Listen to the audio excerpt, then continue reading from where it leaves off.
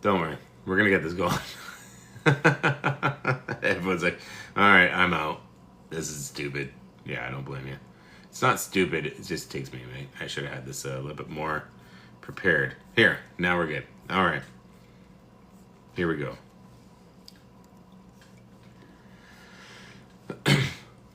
Here we go. Mission to Recovery, episode 10, the podcast. You're not better than them. You're just not the same anymore. Truth. I didn't stop fitting in because I got better. I stopped fitting in because I stopped playing along. And no one warned me how lonely that would feel. Welcome to Mission to Recovery. This isn't motivation. This is truth with consequences. This episode isn't about cutting people off. Let's get that straight right now. It's about what happens when you change and the world you came from doesn't. So let's go. So what happens when the room changes but the people don't? There's a moment that hits you out of nowhere. You're sitting in the same room with the same people, same jokes, same stories, same compliments on repeat like it's a fucking broken playlist. And suddenly, it all feels small. It's not bad. It's not evil. It's just empty. And the scariest part is realizing the room didn't change. You did. And it's a funny thing because that's when the guilt starts bubbling up. It shows up. Because you're not angry at them. You're not judging them. You just don't belong there anymore. And nobody likes admitting that without sounding like an asshole. You walk into a room, you walk into your old hangout with your old bar buddies, and you sit down and you're like, I'm not you anymore. Not in a bad way, not in a justification way, not in a I'm better than thou phase. That's the asshole. That's not it. But it makes you feel like that. Makes me think the first lie I told myself was maybe something was wrong with me in that situation. Maybe I'm being too serious. Maybe too disciplined. Maybe I'm too boring. Maybe I'm just too fucking uptight. I should loosen up, right? Maybe I should laugh more. Maybe I should tolerate more bullshit. Because shrinking back feels easier than standing alone. And nothing fucks with your head faster than wondering if growth made you worse company. You're trying to build something here and you feel so alone. And here's the truth that I hate saying out loud. You know, when it's when your connections turns into a performance. At some point, staying connected starts requiring a performance. Laughing at shit you didn't find funny.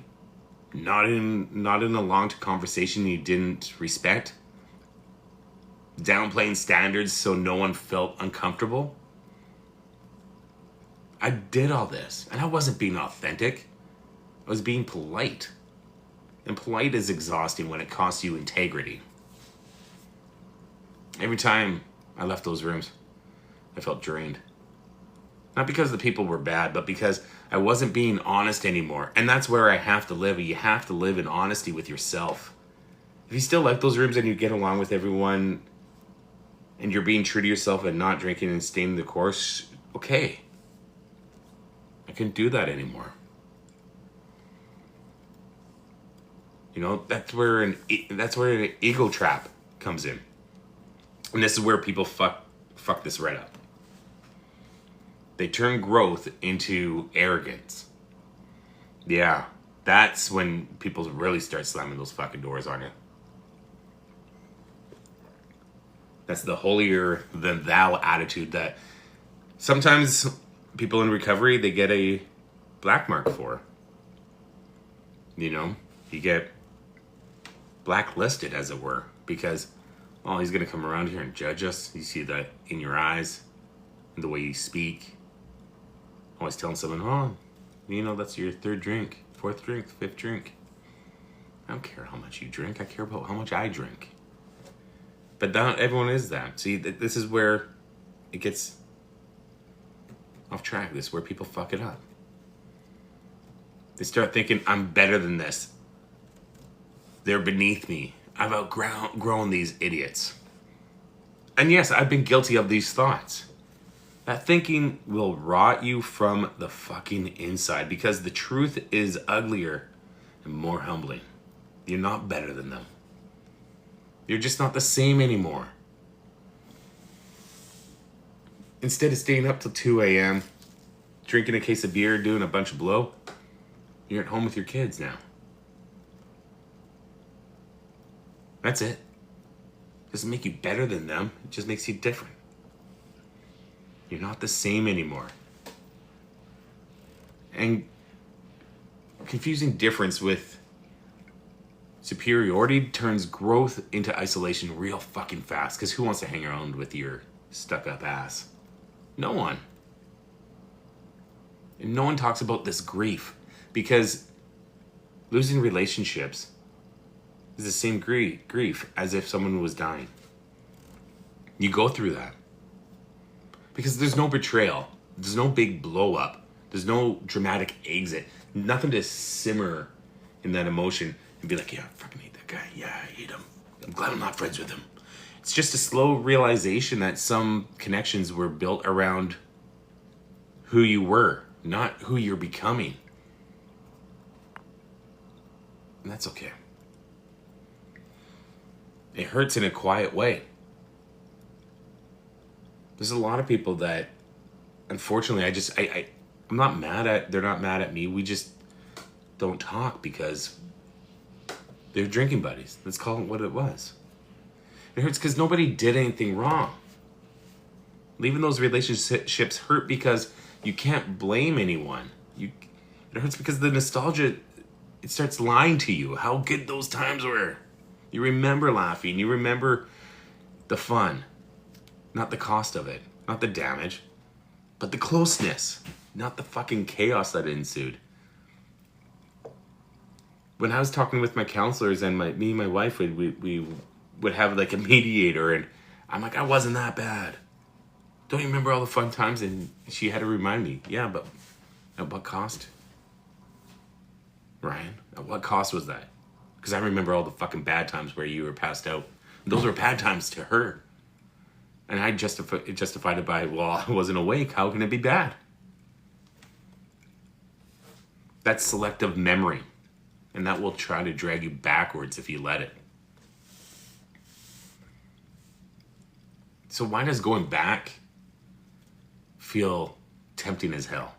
Let's be honest, it does. Going back is tempting. Because belonging feels better than growth sometimes.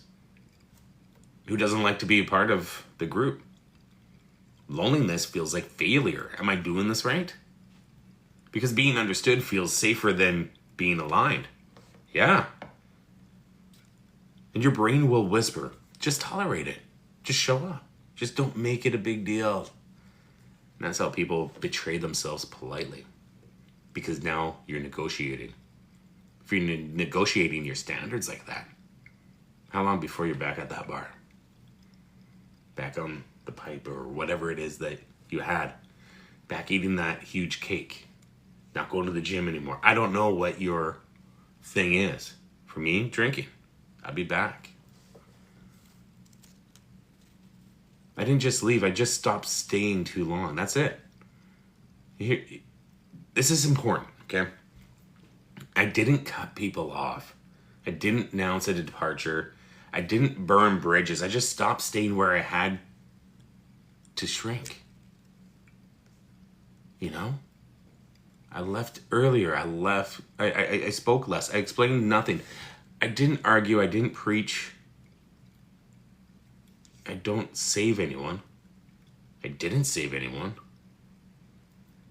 And that silence, that confused people more than any speech ever did, right?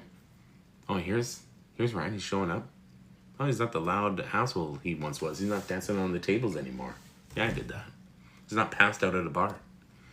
He's just showing up, being chill, and then left. I leave early because I wake up at 3:30 in the fucking morning because I like to have my routine. But I don't explain that. I just do me. And that's what you need to do. Just do you. It's the best feeling. Because when you get into explaining yourself, it becomes a trap. Sometimes explaining feels mature. It feels respectful. It feels like closure. But most of the time, it's just permission seeking. Trying to justify growth to people who benefit from you staying the same. But they're going to leave you exhausted and resentful for doing that. Not everyone deserves an explanation. Some people just notice your absence. And that has to be enough. Oh, where's Ryan? Oh, he went home to bed. Oh, good for him. All right, we'll continue on. That's it.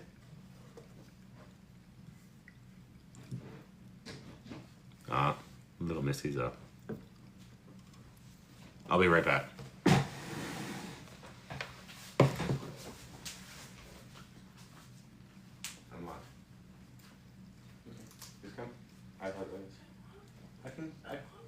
I can get it.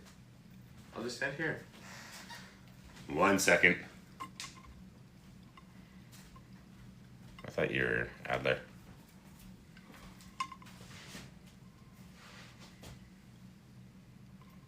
We'll be back right after these messages. I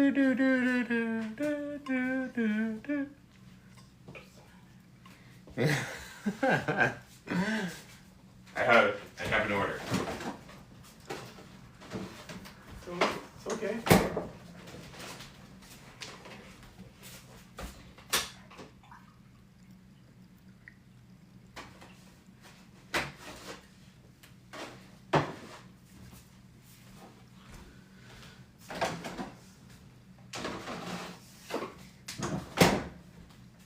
All right, we're back.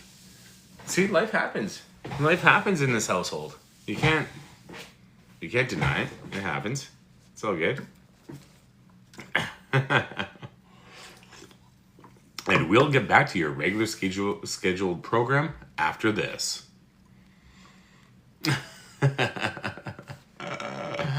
What do you do? All right. You roll with the punches. That's what you do. You just go with it. We'll be good. How's everyone doing? Let's take a little halftime break. You know?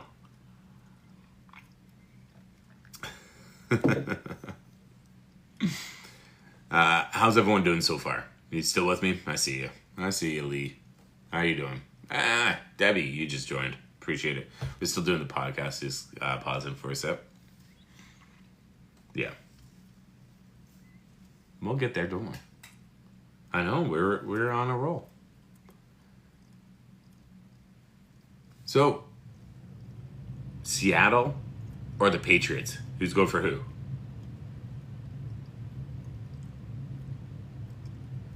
What is your best advice for fighting social anxiety? You're not going to like it, but it's getting yourself out there. That's 100% true. And I don't know that my mic's not hooked up to the phone. I don't know why I keep doing this. But not for long. You know what I mean? Is go to a place that you start to feel a tad bit of anxiety and get comfortable with that place, because anxiety is a place where you're just not comfortable in that situation. So don't force it all at once because you're going to run. It's like going to the gym and trying to do everything all at once and you burn out. Don't do that. But if you're suffering from social anxiety, you got to start easing yourself out there. That's really, truly the only way. I mean, you could get medication for it and stuff. If that's you, that's you. But for social anxiety, because I would get really awkward. That's why I drink. I didn't know how to be in social situations without drinking. In any case, if I didn't drink, I would just be shy in the corner. So you have to force yourself to get more and more and more involved. But like I said, I learned and was taught to do it slowly, because this is not a sprint. This is a marathon. Anything that you have, whether it's social anxiety, triggers for drinking, anything, You can get over those. You just have to do it slowly and progressively. That's the thing. That's all that is. I hope that answer helped you.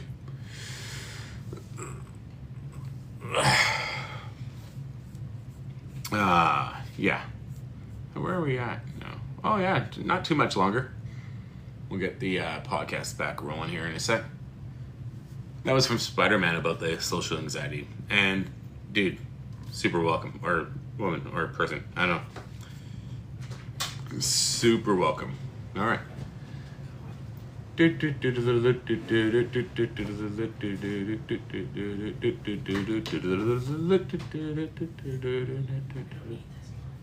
Oh, we can put some in the fridge.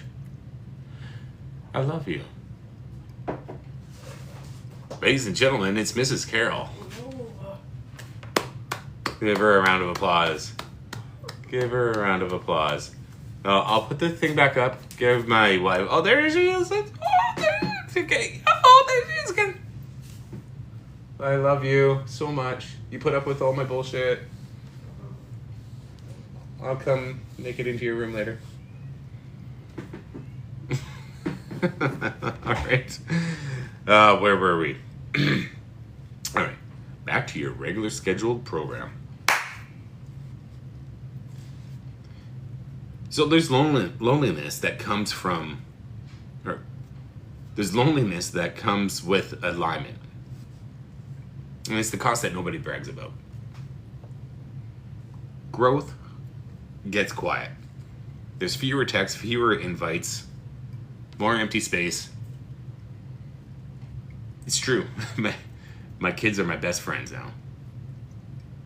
And there's nothing wrong with that. Your kids should be your best friends, but you need other people. But you got to find new ones at times. In that space, when you're all by yourself, like today, perhaps watching the Super Bowl, it'll test you. It's going to ask, was it worth it?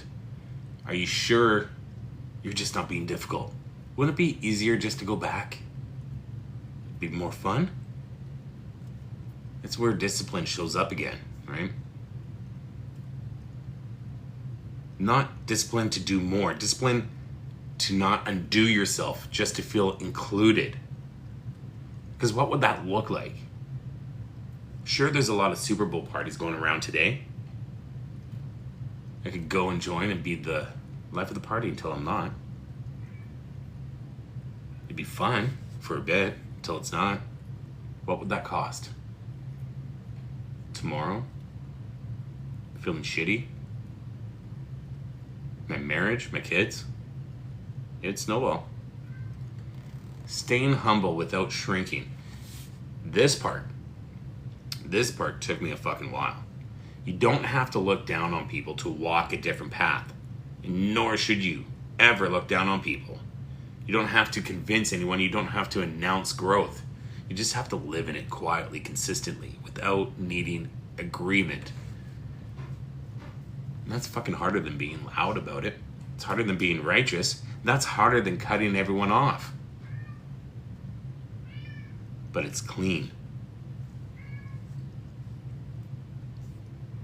The moment I knew I couldn't go back, I mean, there was an absolute moment I caught myself laughing at something that used to define me.